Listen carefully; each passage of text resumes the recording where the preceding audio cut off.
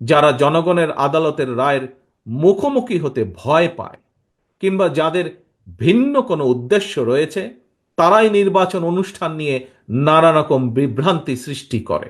জনরায়ের ভয়ে নির্বাচন নিয়ে বিভ্রান্তি ছড়াচ্ছে তারেক রহমান। রাষ্ট্র রাজনীতি ও রাজনৈতিক দলের গুণগত পরিবর্তনের জন্য সংস্কার এবং নির্বাচন উভয়ে প্রয়োজন বলে মন্তব্য করেছেন বিএনপির ভারপ্রাপ্ত চেয়ারম্যান তারেক রহমান।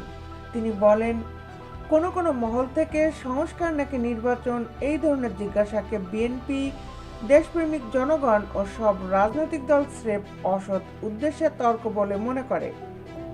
বরং বিএনপি মনে করে রাষ্ট্র রাজনীতি ও রাজনৈতিক দলের গুণগত পরিবর্তনের জন্য সংস্কার ও নির্বাচন উভয় প্রয়োজন। নির্বাচন ব্যবস্থাকে সময় উপযোগী করতেই সংস্কার একটি অনিবার্য ধারাবাহিক প্রক্রিয়া। একইভাবে গণতান্ত্রিক ব্যবস্থাকে টেকসই এবং প্রাতিষ্ঠানিক রূপ দিতে নির্বাচন সবচেয়ে বেশি গুরুত্বপূর্ণ কার্যকর পন্থা। তারেক রহমান বলেন, বিএনপির দৃষ্টিভঙ্গি অত্যন্ত স্বচ্ছ। জনগণ কোন রাজনৈতিক দলকে গ্রহণ করবে কিংবা বর্জন করবে, নির্বাচনের মাধ্যমেই সেই রায় দেবে জনগণের আদালত।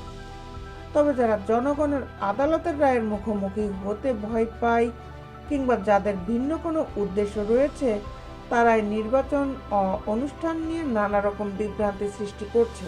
বুধবার বিকালে রাজধানীর ইঞ্জিনিয়ার্স ইনস্টিটিউশনের ছাত্র দলের 46তম প্রতিষ্ঠা বার্ষিকীর আলোচনা সভায় ভার্চুয়ালি যুক্ত হয়ে প্রধান অতিথির বক্তব্যে তিনি এসব কথা বলেন। আলোচনা সভায় জনগণের প্রতি আহ্বান জানিয়ে বিএনপির ভারপ্রাপ্ত চেয়ারম্যান বলেন, আপনারা ধৈর্য হারাবেন না, নির্বাচনের জন্য মানসিক প্রস্তুতি নিতে থাকুন। নির্বাচন কমিশন তাদের অর্পিত দায়িত্ব যথারীতি পালন করবে সে বিশ্বাস রাখুন।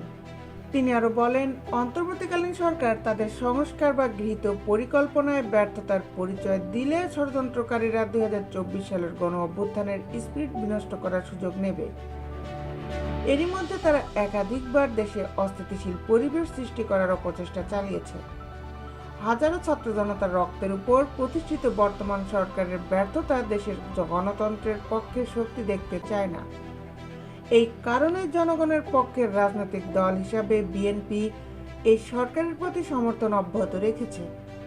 তারেক রহমান বলেন, রাষ্ট্র রাজনীতি সরকার প্রচলিত বিধি ব্যবস্থা সংস্কার করে আরও উন্নত বিধি ব্যবস্থার পক্ষে ছাত্র তরুণরা অবস্থান নেবে।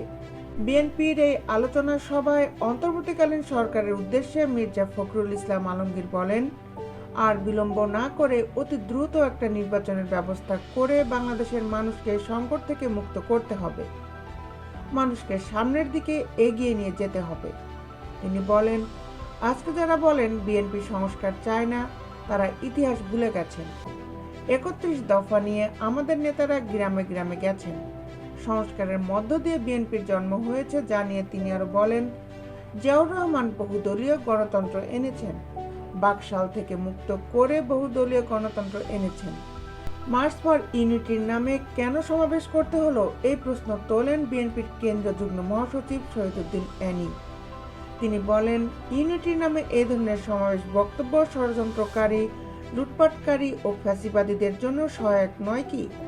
এনি বলেন, মার্চ ফর ইউনিটি সমাবেশে আমরা লক্ষ্য করেছি তাদের মুখ থেকে কি ধরনের বাক্য এসেছে, কি ধরনের বক্তব্য এসেছে, তাদের বডি ল্যাঙ্গুয়েজ বা কি ছিল। আমাদের প্রশ্ন, কি কারণে ইউনিটির নামে মিটিং করতে হলো?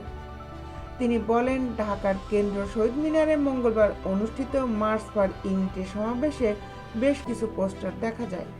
তাতে ছিল, ভোট ভোট করে যারা, লুটপাটে ব্যস্ত তারা, কাদের মির্জা ভাই ভাই, বাংলাদেশে শান্তি নাই, চাচার বয়সী ছাত্র যারা, বাংলাদেশ গড়বে কেমনে তারা, ইত্যাদি উল্লেখ ছিল। তিনি বলেন, সেই মিটিংয়ে কেন এই ধরনের বক্তব্য, পোস্টার, বডি ল্যাঙ্গুয়েজ আপনাদের মধ্যে আসবে? তিনি বলেন, গণতন্ত্রের স্বার্থে আমরা ঐক্য চাই, বিগত সরকারের সব গুম খুন অন্যায় অত্যাচারের বিচার চাই।